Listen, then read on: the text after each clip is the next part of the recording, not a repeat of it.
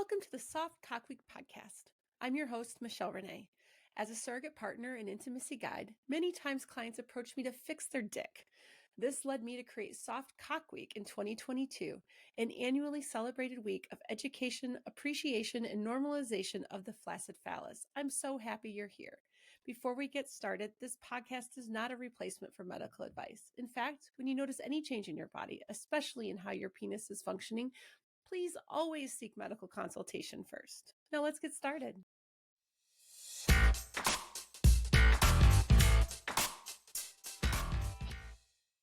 Welcome back to Soft Cock Week. Today, I am joined by the wonderful Adelina Adler. Hello. I met Adelina just recently with a group that I am a part of for professionals in our world of sex. And Adelina wanted to join us for Soft Cock Week, which I just love the diversity of people that are showing up for this week. And a lot of it is really driven by the people, the guest wanting to be a part of this conversation. So thanks for being here, Adelina. Do you want to let everybody know a little bit about yourself and what you do, what your connection is to Soft Cock, Yeah, just a little bit. Nice. Thank you so much for inviting me, Michelle, and giving me opportunity to be a part of this awesome conversation, this awesome whole project you've put together here. For those who don't know me, I'm Adelina Adler. I am located out of southeastern North Carolina. I'm a sex coach and educator, and kind of founder of a few projects, host of Sexplorations with Adelina Adler, available on Spotify, as well as founder of The Naked Booth, which was an old YouTube channel aimed at bringing awareness into sex work, particularly stripping and full service sex work, and kind of demystifying things around there. I'm trying to presently launch some monthly, maybe soon to be bi-weekly talks, free space talks called Sex Talk Saturdays that are open little table discussions where people and strangers can come on together and kind of playfully discuss and wax philosophical about sex topics, whatever they want to do that week. I'm constantly coming up with different things to do. So you can follow me on Instagram at Ask Addie Adler, ADDYADLER, and see what I'm up to. Mm-hmm. I saw the post about the sex talk thing and I was like, ooh, ooh, ooh, ooh, because part of my history is I used to run these groups when I lived in Michigan called Sex Geekdom. I don't know if you remember that group. Like they were an international group that had little hubs all over the world. And I know that there's like some hubs, sex geeks that host like a camp or something like that. That's what well, that's a different organization. There's Sex okay. Geek Summer Camp. Yes, this was Sex Geekdom, like kingdom, but geekdom. Ooh, I love And that. at least the way that I ran mine, it was like kind of like a munch in that we got together at a restaurant, but it was more instead of free conversation, we would have a topic planned for that night. And it was like a once a month thing. And I lived in West Michigan and I ran a couple of groups, one in one city and one in another city, because heaven forbid driving an hour was too much for some people. And so we did both spots, but it was nice because there was a group in Ann Arbor and in Chicago, and it kind of put us right in the middle. And I just love that kind of space that just really invites the kinds of conversations that we're having with Soft Cock Week. Honestly, it's stuff where you have a broader topic option, right? Yeah. So I'm gonna have to join you for one of those and just pop in and see what kind of geeky conversation pops up. Yeah, it was wild. I didn't expect it to go into the spheres it did, which is kind of what I was hoping for. That's why I let it kind of go freeform, just to see where people took it. And honestly, this first time around, there was like 2 people, but we still managed. It was still such a nice little intimate space, and we did delve into some really interesting topics. Did end up talking about sex work and demystifying it, so nice little wraparound package there. But yeah, it's always a fun thing. You never know what you're gonna get. Yeah. And I mean, demystifying sex work can't be talked about enough. I think I think of it as kind of like the way we got to marriage equality was people starting to come out of the closet and talk about like realizing your neighbors are the people that are affected by these discriminatory laws. Mhm. And I think the same thing about sex workers. Like, they're Mhm. your neighbors, they're all Yeah, around us. it's Some of us are humanizing that. privileged enough to really talk about it. I know that's Mhm. just like for the gay community, it's Yeah. not something everybody has the privilege to be open about. And thankfully, that's been shifting a lot. But for sex work, it's still, it comes with so much taboo, so much Mhm. discrimination, even for the sex work that is absolutely legal.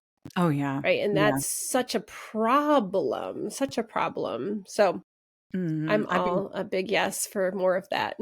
Yes, I've been dying to do this series on, the podcast about value systems and the kinds of values that we externalize and place on sex on an in what's considered a normacy kind of thing, and how some of those ideas can actually be very detrimental and harmful, like purity, morality, like all sorts of these things that have been enmeshed in the identity of sex. And yeah, just kind of seeing how that plays into like the Madonna whore complex, all of these sorts of things. So yeah, I'm definitely And going to then be there's digging got to into be a chapter. There's got to be a chapter on the horiarchy that. The about. horiarchy. Oh yes, but make me a queen there. Yes, please. Well, I mean, as a surrogate partner, as one of Mhm. my job titles, it's such a hypocrisy Yes, how of some sex works better under than others. these. Mhm. Yeah, it's That's like why. you can see these viral articles go around about, sex workers who give hand jobs to the disabled, right? And everybody's like, bless them, Bless you them, know? yes. But but you But do the it for a same, fiver on Craigslist. Oh, that's a meth head. yeah. See such these wild ideas. Uh, Yeah, there's a lot of incongruencies, there's a yeah. lot of stuff around that. Yeah, that's a really good area to have multiple conversations around because again, chapters, right? It's just Mhm, there's so much tied mhm. up in it. Oh, there is so Awesome. much. Yeah. So back to the soft penis. I can't wait till you Yes, hear back my to our my buddies. my outro for this podcast. I just created it the other day because these are being recorded in advance enough that I have all these episodes scheduled out. So I had to finally record my outro, and I started with like, "I clearly love talking about soft cock. It's so much fun," or something like that. So I can't wait to have that flying around, and somebody's going to do something with that, I'm sure. Um. Anyways, so what do we want to talk about today? We've covered a lot of different topics in soft cock this year, and this is a new podcast for Soft Cock Week. So it's like, oh, we've hit it from so many different places, and I'm sure we're going to have some overlap, and I'm totally okay with that. Um, but we Are really want to good. talk today about kind of reframing Mhm. sex. Reframing I sex think because I that's the feel like overall. it's the overall preoccupation. I remember this first came up, well, a friend of mine and I always waxing philosophic, when we were first beginning, sexplorations, we had to have this discussion. We're like, "Okay, but if we're gonna be talking about sex, let's define sex. How do we philosophically or metaphysically break it down to come up with something that is applicable to all conversations surrounding it?" And I think it's important, especially when we think about, I mean, soft cocks and the preoccupation that some people have with sometimes difficulty maintaining erections or things like that, or like all of the insecurities that come around. It's because of this idea that we have about sex, like this weird standardized presumption, right? That it has to involve insertion, that it's heteronormative a lot of the times. I'm like, well, so what, lesbians aren't out here having sex then? Like, It's we the think about, real sex, right? yeah, It's the the real sex. the Hmm. official sex. I mean, I think we're both old enough to remember the Bill Clinton era of like Oh blowjobs yeah, isn't yeah. really sex. Mhm. I Mhm. I and did I heard not that come up technically in a sleep with that woman. did not have sex with that woman. She just yeah, anyways. Um but like that came up in a conversation. Speaking of these spaces to talk openly about sex, before COVID, there was a group that met monthly here in San Diego, called the Sexual Empowerment Circle. Oh, And okay. what I loved about it that was a little different than my sex geekdom groups back in Michigan, the sex geekdom groups were really built out of my participation in the kink and polyamory world. So we got a lot Hmm. of kinksters, a lot of non-monogamous, and I was like, wouldn't it be Some cool if we could get people. some monogamy people to show up so we could have Yeah. a bigger conversation, just more Diverse. diversity. Mm-hmm. Yeah. We did not see that happen in our sex geek world back in Shoot. Michigan, but in the sexual empowerment circle, we did see a much more diverse group of people. And this whole question of is a blowjob sex actually came up, and I was like, what year is this? Like I thought we put this to bed with Clinton, Oh, but like, it's clear but it's that we such a thing. haven't.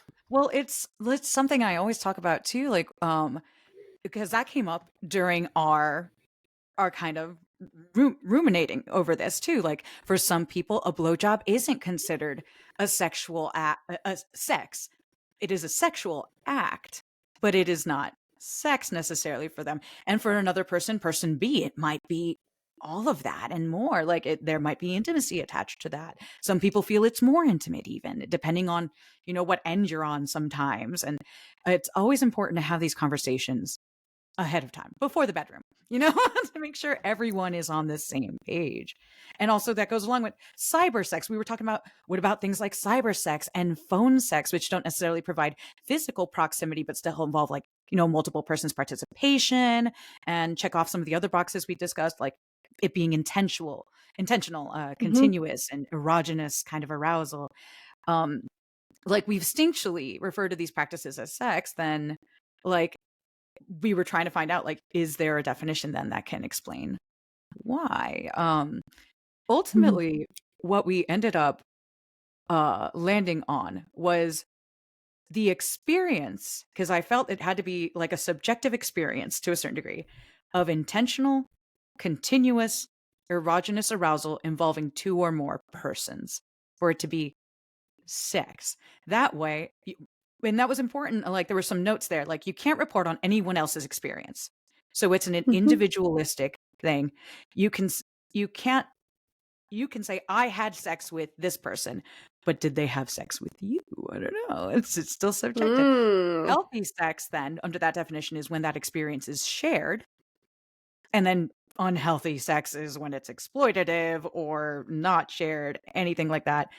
Some are intense and indirectly erogenous and still feel meaningful and intimate. Like, this can be like how, yeah, like, phone sex can be considered sex, then it's still this continuous, intentional, erogenous arousal that's involving two or more persons. And I don't know. So that was like the most standardized edition we ended up coming up with. But It's needed. Like this is I think of these conversations as quite the opener to discussing like relationship agreements, right? Like mhm, what mhm. is if you're practicing anything other than, I guess, fucking do whatever you want. Um these all these things have to be discussed. Yeah, yeah. And some places I remember going over this in one of my Shaw conferences, and there was a gentleman there from Germany, and we were, discussing like explicit consent and things like that. And he's like, "It's so weird to hear you guys like mulling over these things. Like, it's just not that much of a thing in Germany. Like, there, these things are just kind of understood." And I went, "Well, Mm. that's it. It speaks to the differences culturally, then, because over there, sexuality and sexual topics are less taboo to be discussed. It's very pragmatic. It's approached very pragmatically. Whereas here, we occlude, like, sex is everywhere and nowhere at the same Yeah. time. It's very present, but at the same time very mystified. There's a lot of, like, implications of what it, quote unquote, should be or should look like, Mhm. but nobody wants to talk about the nitty gritty. It's birds and bees. It's hidden behind medical terminology. It's very dry. It's very what do I call that? Like, sanitized. Like, it's It's such an odd. important, like, not, I don't want to say it's a needed part of the human experience because I want to make lots Mhm. of room for the Mhm. asexual community, but for a lot of people it is such a big part of what it means to be, a human being, Part of your interaction, how you relate. yeah. It's a And tool yet that we relate. it's so interesting if you're outside of the sex therapy world and you're Mhm. just in a regular talk therapy, how little it gets asked about, like in Yeah. intakes. Mhm. It's like it's cordoned off into like the secret dark corner Yeah. that if you're going to talk about it, oh, you have to go to a A sex therapist, specialist, or like someone who's willing to talk about this because we're not. Like, it's so wild. It's wild to me because we have it's wild. Mhm. It's And the wild, thing but I'll say this. Yes, yes. The one I used to think all therapists should be talking about sex. And I went to a small conference here in San Diego pre-COVID that the topic of it was for regular therapists, and the topic of the conference was pleasure Mhm. and the discomfort. I mean, they were talking about bringing pleasure into the therapy room, and it was about all kinds of pleasure, but we always like railroaded over to the sexual pleasure, right? Mhm, And the mhm. discomfort of some of the therapists in that room about even saying the word pleasure in their office. That's so weird. And I was like, this is like, how are you doing this work if you don't know how to talk about sex and blah, blah, blah. But fast forward, and I think now that I've worked in the sexuality realm in the therapy world more, I'm Mhm. kind of like, maybe people should stay in their lane of where they're comfortable, because they could do more harm Yeah. bringing that topic into the room when they don't feel comfortable with it themselves. And so I'm Mhm. I'm really like kind of, I hope this is like just part of an evolution Mhm. of one day we get to one day we get comfortable enough with sex that I can go back to that initial thought that everybody should be talking about sex in therapy I and mean, not ideally, being like, oh, everybody please don't fuck stuff could. up. I think it's ideally everyone should be able to if they are comfortable doing it. And hopefully in another world when sex isn't such a tabooed issue, yes, that'll be a more accessible thing for a lot of us. And I think conversations like this are part of it, Mhm. It's part of that seed Yeah. that we're planting. Yeah. Yeah. But Yeah. yeah, it's so important to That's reframe why sex. we do what we do. Yes, it is. Is it? Isn't it? Yes. It is. I mean, it's job security in some Mm. ways, but I kind I of would wish like it to not have wasn't. to. I would like to I don't think we could ever exhaust the conversations of how to explore pleasure, though. So when we don't have to worry about destigmatizing and deshaming pleasure, I think we'll get along a lot quicker. We can I think branch it's out the and first become part of creative. the I feel like it's like the first step of the work, right? Of working with Mhm. someone is to really help to um they can't if they can't talk about it, how do we even know where we're starting Yeah, in like exactly. sorting out where is the work to be done? Mhm. You And then can't it even just come into becomes a the room. continuous. Yeah. It becomes this continuous circling back of like, oh, I noticed that it feels like maybe there was some shame in that statement that you just Mhm. made. Let's go back and unpack that again. And I think when I think of clients that I work with around soft penises, and Mhm. I've gone from like erectile dysfunction to erectile disappointment. And then yesterday I was talking to someone and they said erectile differences. And I was like, oh my goodness. Love it. Yes, yes, yes. We're going to demedicalize or depathologize a lot of this Yeah. stuff. Yeah, like, 'cause Yeah. it's normal, honey. So many people go through it, like, oh, and it's completely fine. I learned about arousal non-concordance, and it blew me away. Thank you, Hmm. Emily Nagoski, for all your work because it's so important for so many different facets, honestly. I could talk about that forever. But it helps people understand that your body, sometimes it's normal. It just doesn't do certain things. It's a little wacky. We're bags of meat with little brain nervous systems floating in them. Like it's gonna be kooky. And it's okay. And there are other things that you can do that you can still have sex with a soft cock. And Hmm. it still can be amazing and enriching and pleasurable and drive you wild. And that's why I wanted to talk about the reframing sex because a lot of again these especially Western scripts that we've been getting, like you have to the only thing you're learning from up until this point is pornography, where everyone's rock hard for like all of the time, and they're pounding it and jizzing all over your face like 20 times. Like that's entertainment, honey. That is no more real than the Avengers movie you just watched. Like, and Yeah. Not unfortunately, only yes. not only does it give us a misunderstanding of how erections work, right? Because I do Mhm. get that. My penis is clearly not working right because I don't get hard and stay hard 100% of the time through sex. And it's like, oh, that's a porn thing, right? But Yeah. also size. Like I know Yeah. this week is not about talking about penis size, but Mhm. I mean, if I could talk about the the unfortunate pressure we've put on penis Mhm. owners to be hard all the time, to be have whatever the perfect size cock is in their frame Yeah. of mind, right? Yeah. And then the other thing is like I've had some clients that have just carried so much shame and concern that they were not circumcised. Oh, And yes. it's like I want to erase all of those. Those three Or are if like the they're not trifecta. circumcised, shame has prevented them from learning how to, like, maintain it, like keep it clean, all this other stuff. Like they grow up hearing it's dirty, it's this, it's that, it looks weird. Like it's it's so unfortunate. It really is. I Fun fact, do you want to know why a grand majority of like especially like highly produced pornography actors with penises have large ones? It's for camera angles. It's It's for easier to the use capture. of camera angles. That's it. It's because the positions, which are not always the most pleasurable, they are made to be viewed. It is made and framed for the person, taking it in. Well, not literally, Mhm. but the person watching. So, so, yes, and that's why it's just semantics. It is just semantics, and yet it has created this whole cultural narrative of these shoulds that are just not viable in reality when Yeah. we take them out of that context.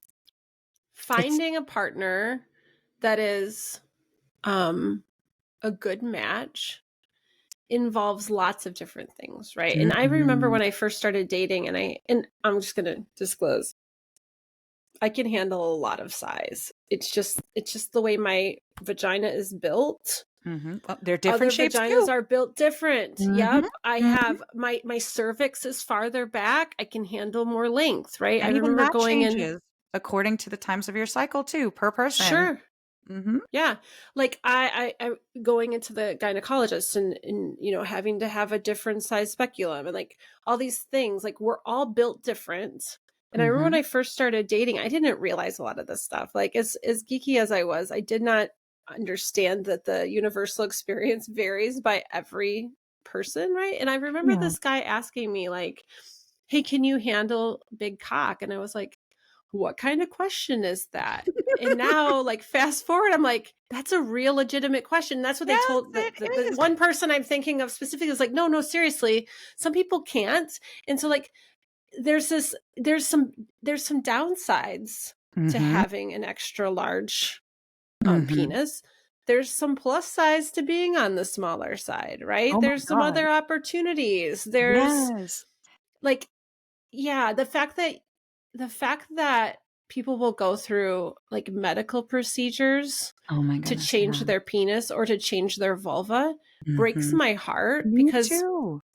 I had a client one time that had gone through some medical procedures, had never even had a sexual experience before, and had gone in and gone under the knife and ended up with permanent erectile issues. Yeah. And he hadn't even had a sexual experience to say, like, first of all, I don't think that the size of your penis is what determines if you're having good sex. No. Like that's a myth that needs to go away. It's such a myth. Um it's such a myth. I'm not going to go I could go on I was about about to go some of into my details best favorite too. lovers. Like I've been with all sizes. Me too. I right? Mhm. I've been with micro phalluses Yep. through very large penises. and I have had great sex with all of them. And I have Yes. had bad sex with big cocks, right? Yes. Like it Absolutely. doesn't Because it's it not does just not equate a good lover. And honestly, to be fair, I remember this one time I was with this guy who was actually pretty well endowed and he had good oral skills too. And I was like, what kind of unicorn are you? I didn't know you could have like yes. so often my experience has been is that they just rely on On the the size of size. their Same. and it's not that Same. good. No. It's so funny. I remember my time during my stint in OnlyFans. There was a big thing with a cock rating. Like people would send you a picture, they'd pay you to rate their cock, and I always asked, I was like, "Do you want me to degrade it, or is this a degrading thing? Do you want me to be honest? Do you want me to be overly nice, or like gentle?" Yeah. Because I What do you wanted, need? yeah, what do you need? But it was a secret. There was a secret to this. No matter what, I would always give it a good rating because honestly, I would tell them, look, and depending on how they were built, I'd say yours would be wonderful for trying this and that. Like, it's a great cock for maybe like stimulating the shallow part of the vagina, or maybe anal sex would be really good for you to try or play with. Mhm. And like no matter what, like I always gave them like a heck yeah, this is a good tick for maybe this. Have you tried these things? And because all of again, there's great ways to share in pleasure that also don't necessarily even again involve the penetrative aspect, and they can, and Mhm. there are different ways to penetrate too, as I'm learning through Mhm. the glories of, oh my God, yes. OMG, yes. Oh, Now that's that, right. I turned yeah, you on to their affiliate program. yes. Yeah. Oh, it Good for is. you. I haven't dove into it yet, but I mean, from Dive everything I've in. always heard It is is it's fun. a They great go into program. so many cool facets, like the framing of the situation, all sorts of things, like techniques. It's cool. Mm. It's cool. I have just brushed the surface. I'll put my link in the show notes in case Yeah, anybody yeah. wants Put it to on cruise there. over there and check it out. Put it on. As far as like those questions of like, how do we please vulvas? They're so Mhm. mystical and Oh, well, I but mean, I don't know what they teach on there because I haven't looked at it yet. But my first free tip without having to do anything is slow the fuck down. Right? yes. Just slow Yeah. down, go Take it. light. Savor everything. Mhm, mhm, Yeah. mhm. Yeah. Which then goes back to where we were about reframing sex. Yep. Um, right? We just talked Exactly. about we just talked about all like we could name off the list of different kinds of sexual activities that we Mhm. just covered and some of them are penetrative and some of them are not. No, God, a majority of sex starts between the ears, and, I believe it was Dr. Ruth who said that, like, or who started prescribing that knowledge to all of us, and yeah, framing the moment begins way before the first touch is even initiated. I know a lot of people also like the biggest thing, a lot of the what we were talking about ties to this idea of performance mentality Mhm. in the Mhm. sexual world and how we approach it. We are taught to perform. We are taught to impress. Like it's important for us as our standing. Like some of us, our value rides. I feel okay. And I don't want to talk about gender dichotomy, but because our society is obsessed with it and gender Mhm. roles and stuff like that, the messaging we get is also gendered. So with Mhm. women, a lot of times, or people who have the experience of womanhood, it's a lot of our value comes from being a sexual host and a sexual object to kind of be consumed. So Yep. you're supposed to moan a certain way. You're supposed to climax a certain way, present a certain way. Do you smell weird? Blah, blah, blah. So half the time we're in our heads thinking about that. And it takes us, that's our performance. How are we? Are we Mhm. good at writing? Cosmo, the whole thing is 80 tricks to please your lover. And these are all performance bases. For men, it's an accolade. It's part of how they prove their manlyhood amongst their peers. If they can nowadays, it's if they can make a girl come or make their partner come. Um, Back in the day, it was just slinging around a big hard dick, and betting as many as you could and not attaching yourself to any of them. But all of these things put us in this performance space. Like I know some partners shared with me that when they were trying their hardest, don't come yet. Oh my God, you don't want to be a 2 pump chump. Like these things, these messages we hear. It divorces. It's how unsexy is that? You were stressed the entire time. Like, I have a confession. oh, I want to sure. confess a newer kink that I've realized about myself. Oh, tell me, new kink unlocked. Because I feel because I have such an expansive idea of sex, and because sex is not about the PIV, the penis and vagina sex, Yeah. and I don't know. I think we've gotten away from like simultaneous orgasm goals, but either way, I'm gonna bring that one Yeah, back that up was as like a like little achievement unlocked box too. I remember. right, because I'm like I don't care. I mean, I'm gonna normalize some stuff real quick. Okay. When my partner and I started sleeping together almost 8 years ago, um, we had to do some retraining, right? And I Mhm. get this thing comes up for clients with me a lot. They go, first I'm going to touch on because it's the personal story. Mhm. Um, I have a hard time reaching orgasm with partnered types of sex, so oral sex, PIV, anal sex, whatever that thing is that is not masturbation. Yeah. And we totally had that issue in my relationship. And like most of the time, I think it comes down to what is your masturbation habits like? So Mhm. does your masturbation translate to partnered sex? Right. Yeah. So in the beginning, and I later trained Paul. It wasn't right away. But in the beginning, a lot of times his way of reaching orgasm was through hand sex, Mm. masturbation, or hand job for Mhm. me.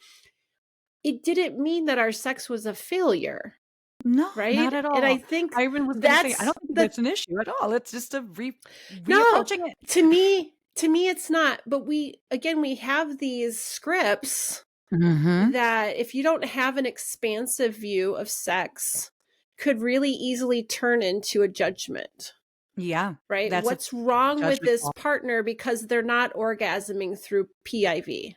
Oh, and then what's wrong with me? Because 'Cause I'm not orgasming with my partner, and am I broken? Ugh, everyone's Right. biggest concern, am I broken? Something's wrong with me. Right. So Mhm. fast forward. So so fast forward. Training We've moved, montage. and this is like please take this home and put this to use if it works for Yeah, you, right? To yeah. at this point, Paul does not have regular issues with orgasming from whatever kinds of sex he's involved in. But what he does do differently is his masturbation has changed. Okay. He always, as far as I understand, I don't oversee his masturbation practices, but my understanding is that he always uses some kind of sleeve, some kind of Mm. barrier between his grip and his penis. So Okay. that has Good to know. changed his sensitivity, right? That changes his Mhm. sensitivity. He also went through a period of time where he would masturbate with a condom because we were in an open Mm. relationship, and it was really important that he overcome his own struggles with It's a staying mental hard block with for a lot of condom people. use. Yeah, yeah. It is. We have to Mhm. normalize it. We have to eroticize it. And Yes. so fast forward, we've got a lot of the, I say kinks, but I'm going to go back to a kink. So saying kinks worked out doesn't really work in this story. But I have such a kink for making him orgasm when he doesn't want to. Oh my god, yes. Like Look. in penetrative sex, making him come before he wants to. And I'm not a person that really cares for a long like PIV session. It's just Yeah. part of the I don't care if it I don't want to say ever hits the buffet, but a lot of times it's You just could take it not or leave the it. It's not the it's main not the course. main course. No, Mhm. my number one favorite way to have sex is hand sex. Mm, Hands can mhm, do so much more than a penis can do as far as for my pleasure. So if I mhm. had to pick one thing to stick with for the rest of my life, I would take a good hand job all day, any day, right? Heck yeah. So I don't care if our penetrative sex lasts very long. at all. And I get such a fucking kick out of making him do something he doesn't want to do. I mean, clearly it's still Within that consensual, space, right? I within the don't want to. consensual space. Yeah, No, yeah, I yeah. yes. It can No, it can bring me same. to orgasm. So Like the it's first so time I fun to watch them realized, struggle a little bit and writhe, and you're like, "No, it's fine. You're not leaving." Like, it's good. yeah, It's thrilling. It's power. It's a little bit of a the power first time display. it hit me, I said out loud, "Oh no, I'm making you come right now," and that threw me into an orgasm. And I was just Ah, like, "All right, I it's have a it's thing men here." that's that mental space, baby. Oh, it's so good. I do I'm so So the curious. I wanna know about the training though, because I feel like that's valuable information. Is yeah, that something you can share a little? I know you yeah, talked about some of his practices specifically, managing masturbation. yeah, specifically what part of the training? Like I don't know which Oh, part I I haven't don't know how like. many parts there are.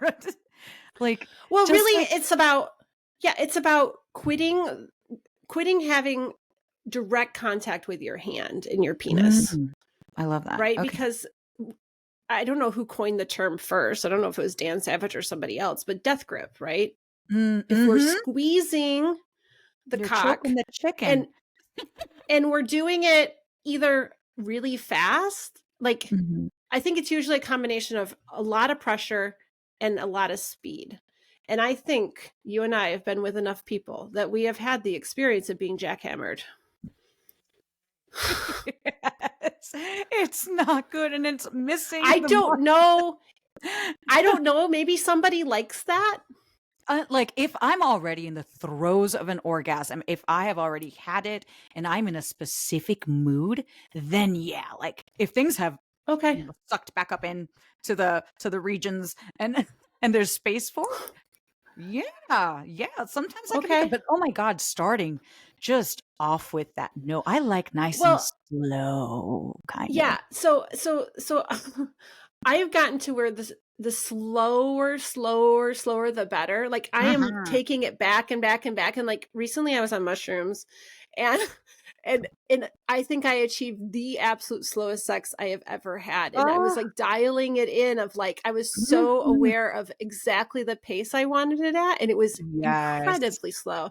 And it was wonderful. And I just keep going slow and slower. But I've had people even recently, I have a really wonderful lover every once in a while who is great with his hands. Mhm. And we're not sexually compatible for fucking No. because he doesn't do slow. And I think I Mm. know why. And if he's Mhm. listening to this, this is your advice. If you want to take it, take it. If you don't, you don't have to. But my guess is that he fucks me like he masturbates. Ah, maybe. Yeah. Yeah. Yeah, and he doesn't go slow enough. Mm. And he also doesn't want me on top. And well, I'm a girl that likes to be on top, so we are not fucking compatible, but we are very much hand sex and oral sex compatible. So, what is the difference between that and somebody that has erectile differences? Mhm. Right? I'm still having fantastic sex with this person. Mhm. And as long I as they mean, can find their pleasure in their space as well, like, once they remove that yeah. worry, that preoccupation, that shame can just flow into just feeling their body and, like, interacting with their own pleasure, well, mutual interaction with your pleasure. It's it's good. It can really free you to Mhm. play, to truly turn it from a proving ground to a play Mhm. space. Like, Yeah. that's where you wanna be. Like, forget the S- accolades, I'm forget all that stuff. I'm thinking about what are the components to that? Like, Mm. what does it take to be free in that as like a play space and not um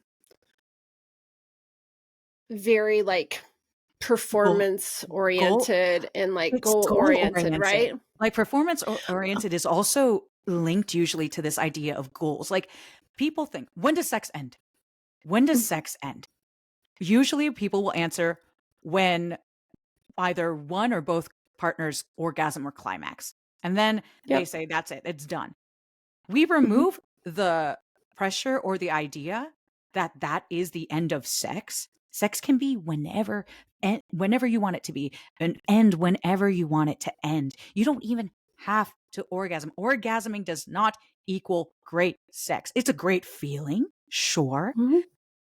but they're not mutually they don't need to be together for it to be great Mm-mm. sex. And like that's something that a lot of people have never been given the permission to think about or have never really considered.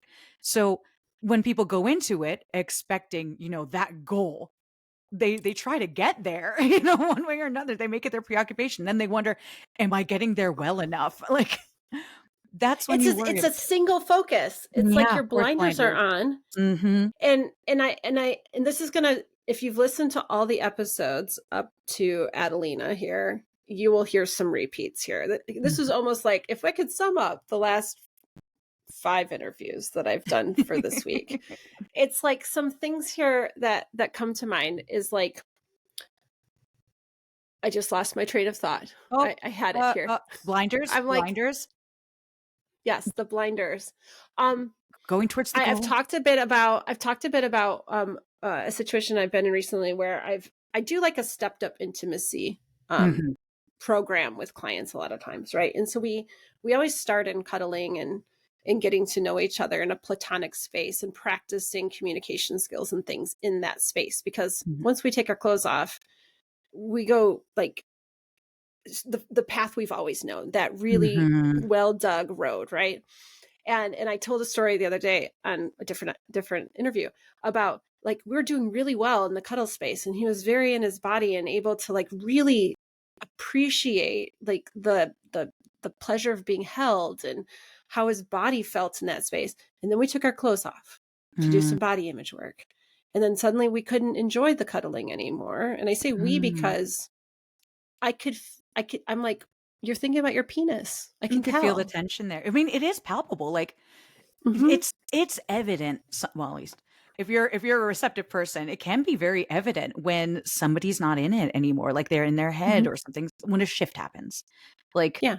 mhm, Yeah. So like staying present in taking that up as kind of a form of not masturbation, meditation. mhm. Masturbation meditation. You should do a masturbation meditation, right? And that is the thing, right? Just getting like, that's something, is a good first step, talking about retraining Mhm, of like, what if we stepped away from going to the fantasy when we're masturbating mhm. to doing like sensation play on yourself? Yes, What does just this like feel like? mhm.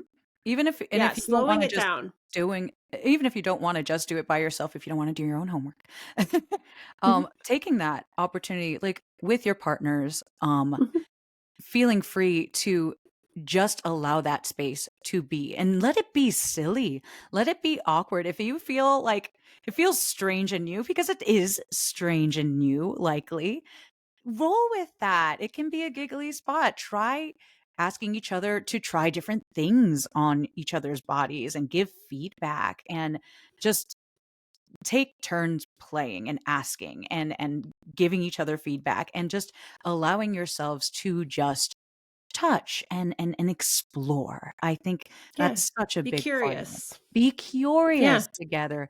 Think of it as it's uncharted territory now. You're walking away from that old sex map that you've been given. It no longer works for you. Now you two are, or three or four, Yeah. however many, are Yeah. yeah, are just remaking the script. I think can be very exciting. If there is no Yeah. anticipation, expectation, maybe the world's your oyster.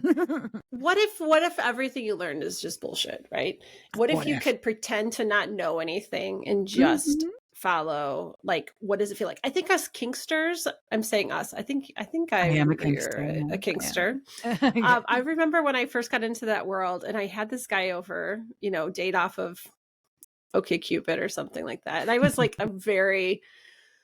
I look back and I just go, I'm just so glad I didn't die, right? Like Oh, I would yeah. just invite some random stranger to my house, right? You were saying, I was like, "Oh, I bold," but was I I'd was done it too when I was young. I was not dating. I was tasting the buffet, right? Yeah. Like it was There not we go. about finding a partner. It was about what haven't I done in my first, 38 years of life, right? Mhm. I got married really young. And like when the first year of quote unquote dating was just really quote unquote fucking, right? Yeah. Occasionally I'd even get a dinner out of it, but I didn't even care, right? Like it was Yeah, just it's this, exploration, I have this, sexploration. yeah, I have this guy over And he goes in my kitchen and starts pulling all these gadgets out of my kitchen drawers, and I am just like, what the fuck is happening here? And this was like my first introduction to like pervertibles, right? I That love that. Yes. right, there's so much Convertible. stuff in your kitchen that can be used, I've never heard the for term sensation. pervertible. I just love it. I call it MacGyvering. Where Oh, I'm like, I thought pervertible was an overarching terminology in the kink it world. probably is. Listen, girl, I have been a kinkster for a hot minute, but I have just broken into, like, from the outskirts of meeting, like, a few here and there, I've just broken into, like, the community itself. So Oh, I'm well, still learning welcome. all. Thank you. I'm still learning all the nomenclature, like, I love Okay. pervertibles. That is a great. You need a tour of a Lowe's or like a kitchen store, I like walked the I kitchen came back from a department. Lowe's with these, like, a bundle of, like, they were supposed to be skewers, and I was like, "Are you gonna tie them together and just whack?" It's like, yes, Paint they're stir amazing. sticks. I have a back Um scratcher that I just got from my bar. It's a very Yeah, good switch. there's so much stuff, so much stuff. Mhm, Anyways, so you could go, shop your kitchen, whatever you want to mhm, do, and you can try different touch with your hands, with different parts of mhm. your body, with objects, um Fabrics. like Mhm. fabrics. Oh my goodness, jump into your lingerie drawer and pull out the satiny things, right? Mhm. And like, Fuzzy thing what do for those me. feel like going across your body? Right. And do Mhm. that exploration. In the kink world, we call it sensation play, right? Yes, There's a word sensory for play, it. baby. Oh, it's Yeah. so good. It's so good. And if, again, you're a person who gets very distracted by your surroundings, that's why blindfold sensory deprivation play could be a very fun thing to do. Muffle your ears, put some music in your headphones, put those little eye shields on, and just let your body go. Like And that nugget that's for the taker. receiver. If you're Mhm, doing this mhm, partnered, that blindfold part works really well for the receiver to not feel self-conscious, but also for the giver, if you mhm, feel self-conscious putting that blindfold on your partner so mhm. they're not watching you Yeah. move across their body or whatnot, can really help. And that comes okay, so that circles back to another thing I want to say was, I think an important part to work on in this training is body image, right? Mhm. If you're uncomfortable being naked in front of another person, that's going to show up in your confidence level in Yeah, sex. yeah, it Again, does. it's another barrier to being present. If you're like, oh, but how is the light hitting me? And oh, but I got to stay under the covers. Or, oh, like, It's again I that have to, performance like, ideology where it's like, I have yeah. to present myself perfectly for this person, lest, Lord forbid my makeup be smeared or my, yeah, it's wild. Or Or my what I body think looks of my frumpy. body. Yeah, my body looks so Yeah. frumpy. I like, oh, I look terrible. No, it's, My oh, tits aren't what they were when I was 20, and I body have these tiger worshiping stripes now, is a and good little honestly, like, treatment for that. yeah. Oh my Like, gosh. having your partners just tell you, like, go down the list and worship your body and praise it and, like, give it nothing but compliments. Even at first, if you're like, "No, ew, that's a lie." The more you hear it, look, it is cognitive dissonance training. Like, the more you hear that message, the more you even tell yourself that. Look at yourself in the mirror, and at first, while it may feel like a lie, you go down the list and you start calling yourself beautiful and you love these things about yourself. Eventually, your neurology will catch up with that and you will start believing it and you'll start feeling it. And the Yeah. more you are around accepting, like, vocally appreciative or also physically appreciative people, like, Mhm. that go, Do that for your partner. What yeah, a gift. If you what a are gift. participating in partnered sex, I've Mhm, had a couple different scenarios. One was a guy I saw years ago. I'm a plus size woman. I'm less plus size than I used to be. But it doesn't change the fact that, like, I think all sizes can have body image issues. But at mhm. that time, my biggest, like, the thing on my body that I was the most insecure about were my thighs. Like, Oh, I'm a thick girl, right? And I had this guy who just showered me with praise about my thighs. I Mhm. didn't say anything to him that was the thing. That was the thing he was authentically super into about Yeah, me. thick thighs. And Oh. I saw him for probably 6 weeks, and it was such a healing 6 weeks of getting to hear that, and getting to get more and more comfortable with hearing it. I won't say I Mhm. was ever 100% right there with him, but the movement that I had in my own self-image at that space and time, that was also like I was new to the kink community, Mhm. and in getting on FetLife and seeing the myriad of bodies that are represented, and people, there was somebody that wanted exactly what you had to offer, Mhm. right? Like there's somebody Mhm. out there that thinks you are exactly what they want. And society in the regular world wasn't teaching me that Yeah. at all.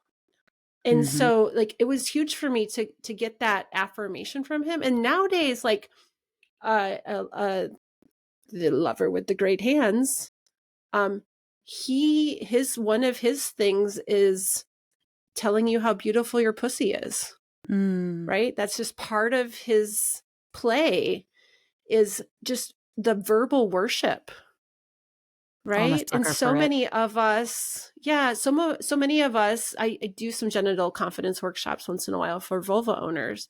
So many of us carry, again, these scripts Yeah. about What it's what our supposed to pussy look is like, supposed to look like, what it's supposed to smell smell like, like, what it's supposed to everything, taste like, feel like. right? Mhm. And for so many years, I didn't like oral sex because I couldn't understand why anybody wanted to be down there, because I didn't want to be down there, right? I had this like, why would you, why? I don't understand. I don't, and then I did the work with Betty Dodson, and I learned to love my vulva, and that changed how partnered sex happened for me, Functions. just because I wasn't Mhm. in my head. Like it was Mhm. part of that learning to have a more consistent ability to orgasm, was learning to love my body as it was showing up. And Yes. this goes for penis owners too. I used to Mhm. have a blog.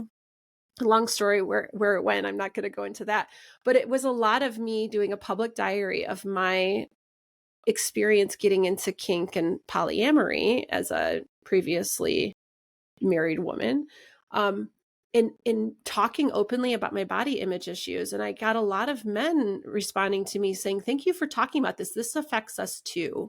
Like Yes. they just don't Yes. get, I think, the space to talk about it as much. And Mhm. so not only, I'm going to speak in heteronormative ways here for a second. If I know, I don't even have to speak in it. Whoever your partner is Yeah. in sex, whoever your partner is in sex, don't hold those compliments back. Yeah. Like give them that verbal worship, even though you think you're worshiping their body in some form of fashion through your touch. The verbal can make a lot of a difference for them. It And really know that can. everybody goes through this stuff.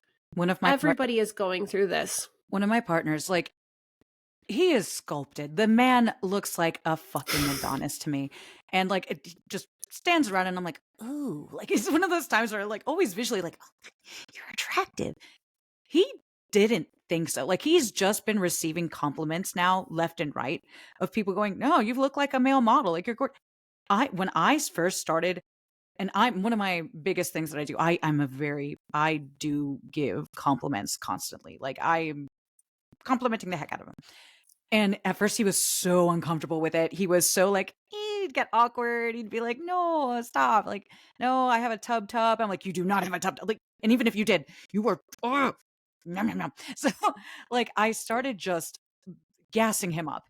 And now he does receive the compliments, and like it's made a change in how he, yeah, how he carries himself, how he comports himself. He feels very confident now the more he's been exposed to those positive messages. Like I've seen a huge difference in his esteem and how it just leaks into other areas of his life. And it's so, yeah, it's important. You never know, because we're already receiving bombardments of to the contrary of how inadequate we are from left and right. So Mhm. I see nothing wrong with uplifting each other as much. Like all bodies are beautiful, and it's we should be telling each other that, since we never get that from the rest of society, you know?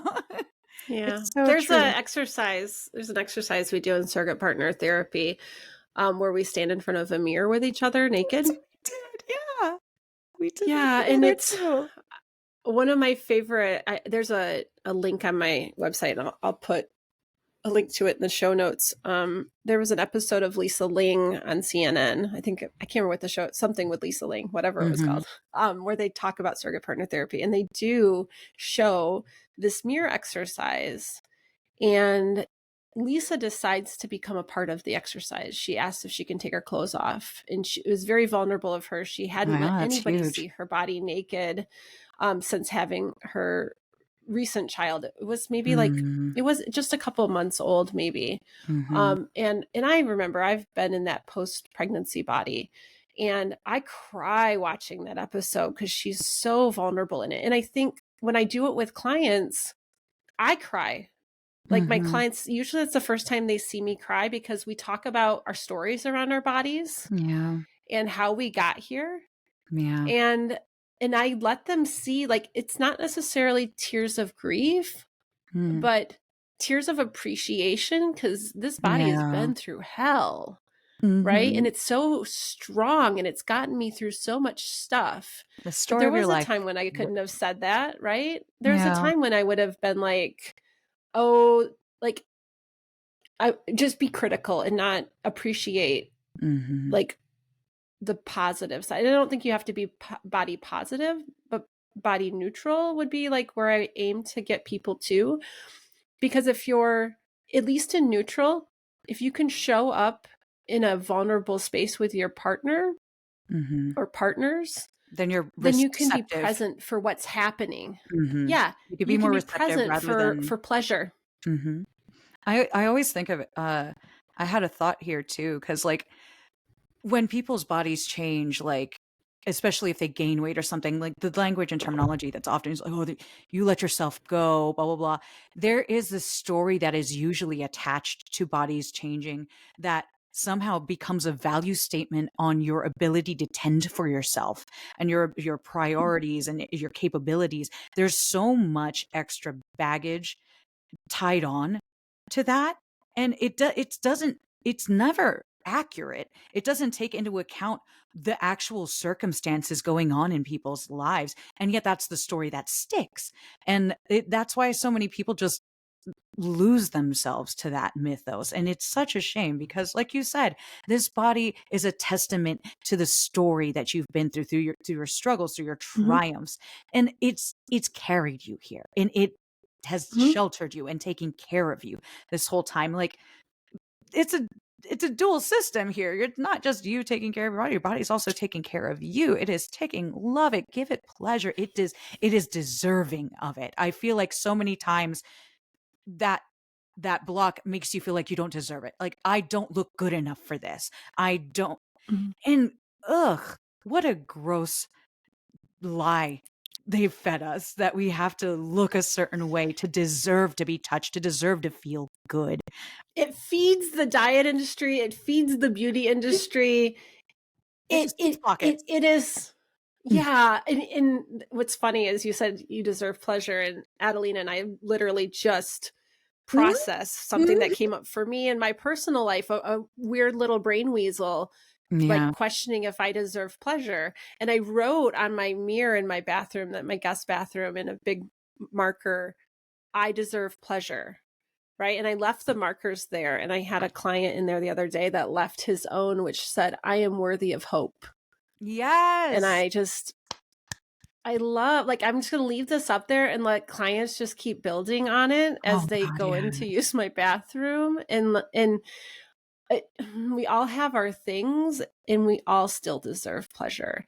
And so we've Exactly. got to find a way to get to the neutral place where we can show up and Mhm. relish in it. I remember Betty Dotson used to use the term, the phrase sex pig, right? If I could help everyone become a sex pig, right? Where we show Yes. up and we take it all. Like it's like rolling around in the mud, It's right? okay to take it And all. You have yeah. permission for pleasure, honey. Like everyone, like you don't have to show up as anything but what you are and eager to explore and come there. And if somebody gives you, shames you or throws daggers your way, then you shouldn't be engaging with that kind of person in the first place. Find people who enrich you, like, and enrich the pleasurable Mhm. experience. And oh my God, you'll never turn back.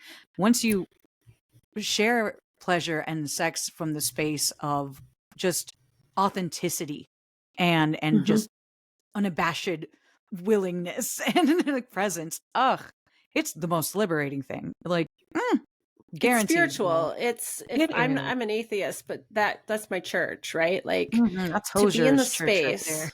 Yeah.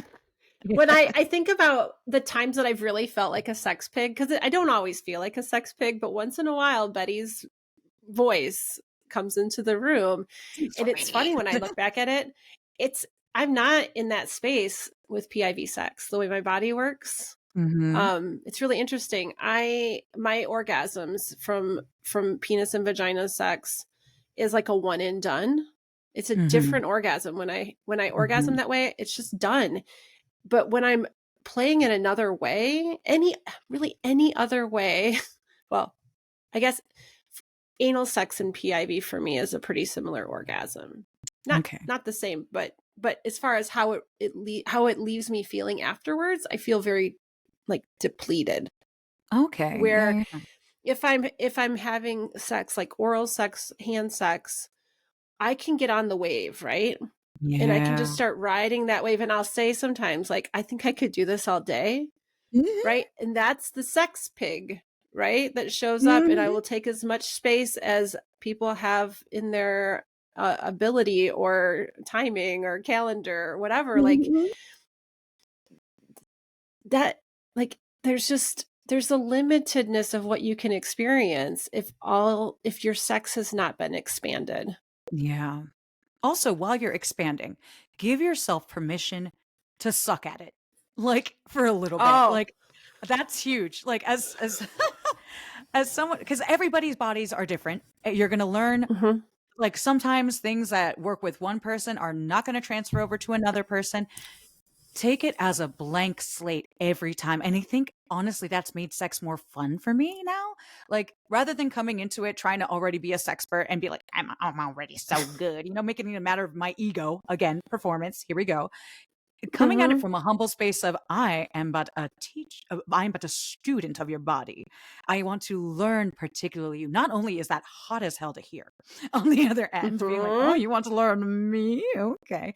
But it can be also very hot and humbling to just let someone guide you through the intricacies of their delight. Like, oh, that's such a cool, just interactive kind of experience. And like if you're bad at it, it's okay. That's why I think thinking of it as a play space is so helpful, because when you're playing, you're allowed to fumble a ball. You're allowed to make mistakes. You're allowed to do this. I don't like the sports analogy because that's still like competition and all that. But um you're allowed to learn a task, and you don't have to be a Yeah. perfectionist. You don't have to be good at it at first.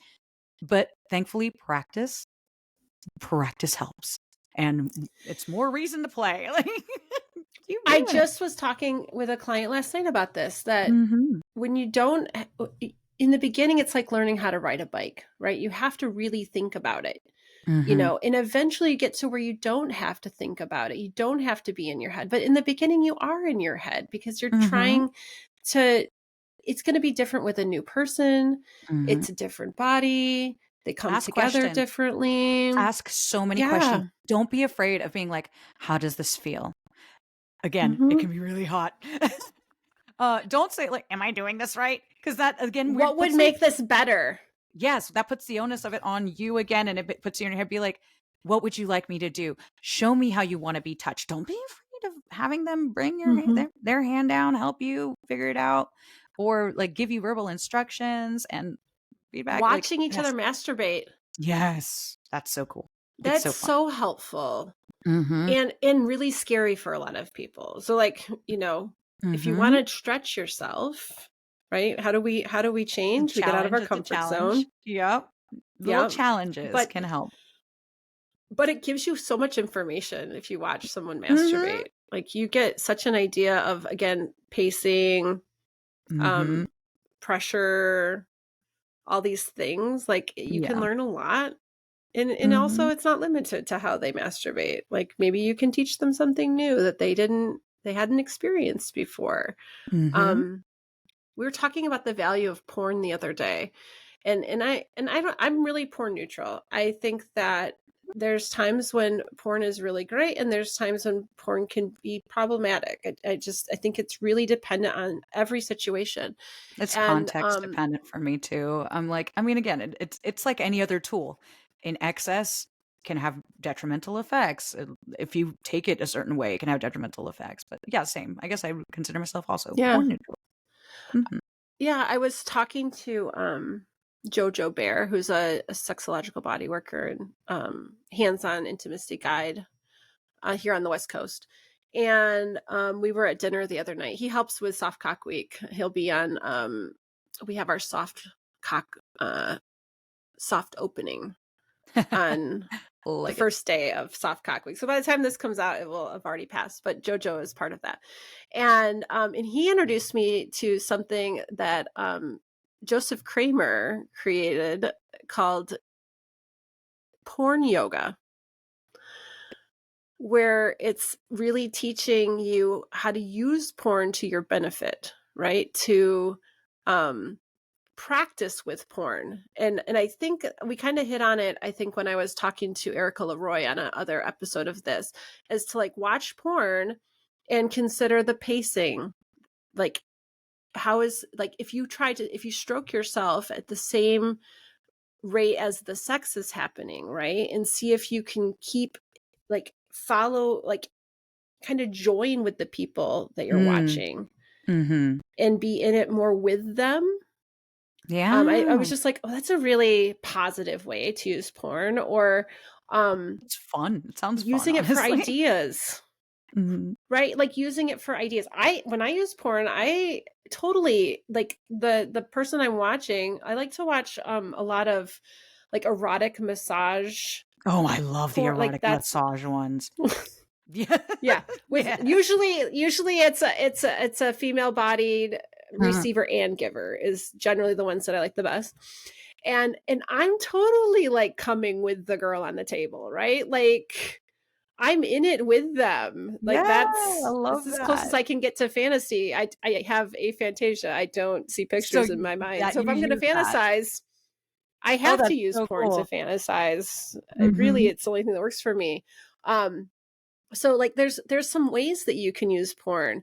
Like I would love to see some, if anybody finds a resource for soft penis porn, I was just thinking that, honestly. I I would It has to exist. It has to, somewhere. Oh, somebody posted the question on the ASEC listserv, the American Association of Sex Educators, Counselors, and mhm. Therapists. And I even emailed the person that originally posted it to say, if somebody back Confirmed channels it. you information, please send it my way because I want to be able to put it in our resources.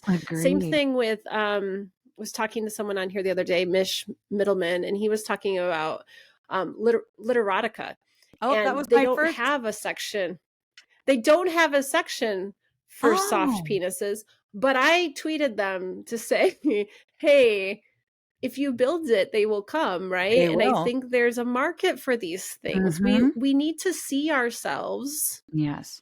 in the porn Representation that is we important. consume. It really is Yeah. important, and, like, that's brilliant. That's genius, honestly, because, again, that's also visibility br brings out all that, obfuscation and that confusion and that, "Oh, am I damaged? I don't see anyone else like me." So, it's so important, and if listen, I Yeah. know that ethical porn and the creation of it is now in the upswing. There's a market. If someone out here listening is a producer, wants to make their own, let's do Yeah, it. I'm going to reach out. I'm just thinking out loud here. I am going to reach out to Joan Price. She's a great senior educator. And I don't think it needs to be just a senior.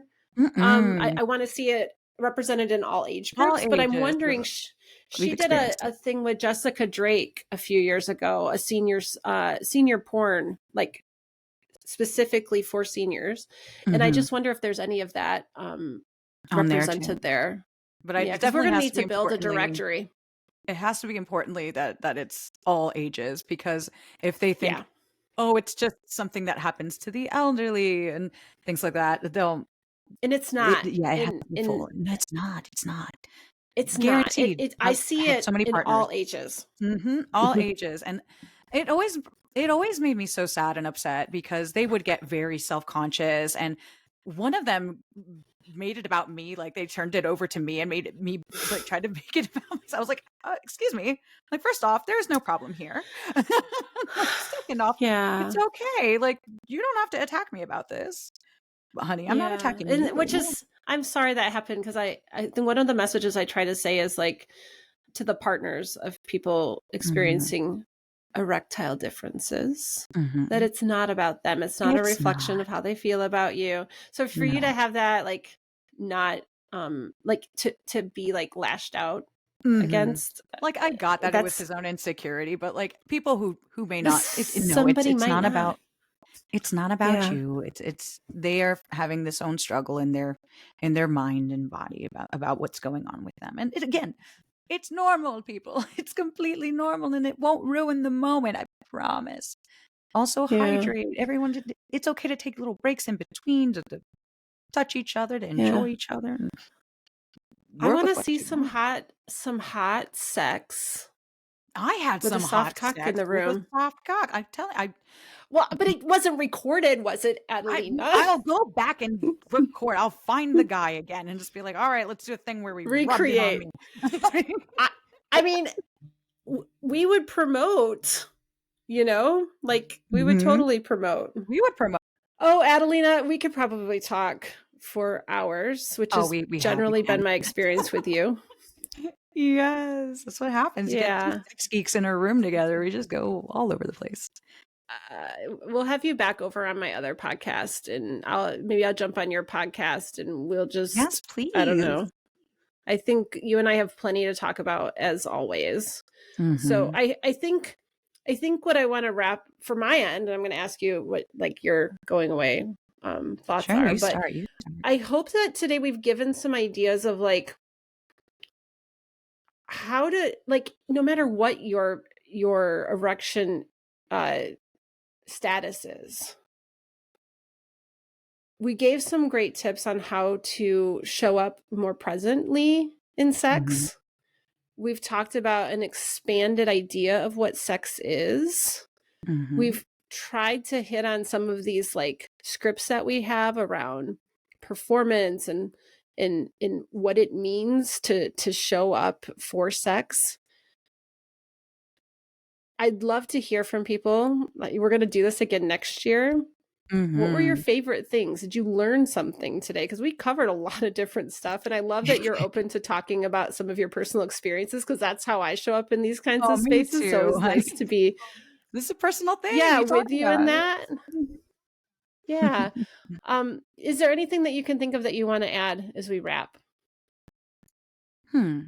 Honestly, I think like you said, we went through so many things. I just want people to understand that it's okay. Like, no matter what you're coming from or what you are at the time of presenting, like, just embrace it. You are okay. You are not broken. You are not damaged. You deserve pleasure as you are.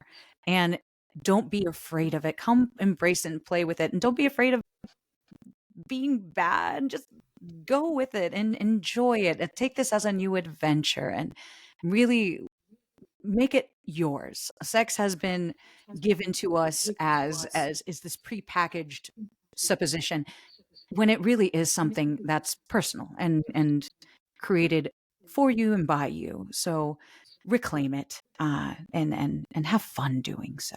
I think Yeah, that's have a nice fun. little bow. Have fun. Have And go in fun. your kitchen Yeah. and find some fun things to use. That, and let's go back to, like, praise the goddess Emily Nagoski, and let Yes, pleasure be the measure, we love right? her. Ugh. Read that Yeah. book too. Come as you are if you want to. Any of her Yeah, work. it's in Come on. all the show notes. I feel like every time we have one of these talks, I bring her up in some way. Usually it's Mhm. around teaching about responsive desire, Mhm. but teaching about, arousal Personal non-concordance, super concordance. important too. It's a big one So, for me. yeah. Yeah. Thanks for being here, Adelina, and Thanks for having me. we'll bring you back next year for sure. All right. Thank you. I'm looking forward to it. And I'm looking forward to having you on Sexplorations as well. Awesome. Thanks, Take care. everybody.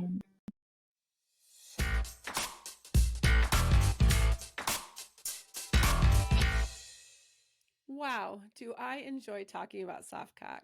Thank you for listening. If you didn't catch the video version, I invite you to find us on YouTube or Spotify with video. If you found this podcast to be helpful and you feel you can give us 5 stars, I invite you to rate and review us on your favorite podcast app. New episodes of the Soft Cock Week podcast only drop during the week of Soft Cock Week, so please make sure to hit subscribe so you don't miss any of them. Lastly, give us a follow on social media and check out our resources, Softcock love notes, and events at softcockweek.com. Signing off from Southern California with so much love. Mwah.